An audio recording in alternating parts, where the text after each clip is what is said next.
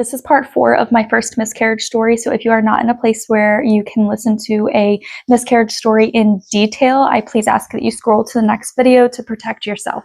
Another huge warning, I know I just gave one, but I am going to be going into detail of when I actively was miscarrying, so it's going to be difficult for people to listen to.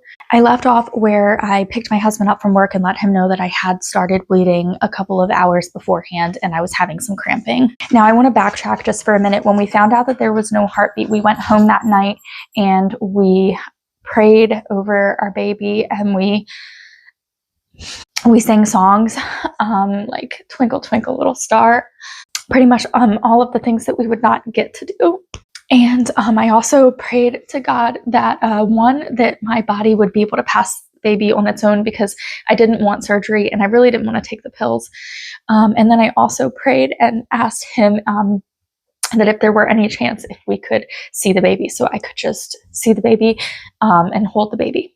So now I am at the point of the story where I am beginning to actively miscarry, and we get home, we eat dinner, and again, I think I was in shock about what was happening and really was not prepared for what was coming. I started noticing that my cramps were turning into waves, and this was my first pregnancy. I had never felt contractions before.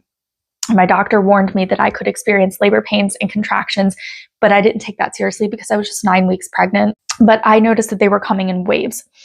And they were coming in a pattern. So I would have this wave hit me of like intense pulling almost in my stomach. But it would go away and I'd be totally fine. And then all of a sudden it would hit me again. And they started maybe like 10 minutes apart. Wasn't anything crazy, totally manageable. And then it got to 2 minutes apart. 1 minute apart, and I was in excruciating pain. I was downstairs at this point. I had been laying on the couch for a while. We were trying to watch a movie, and I decided I wanted to go upstairs to the bathroom because I just felt like things were happening.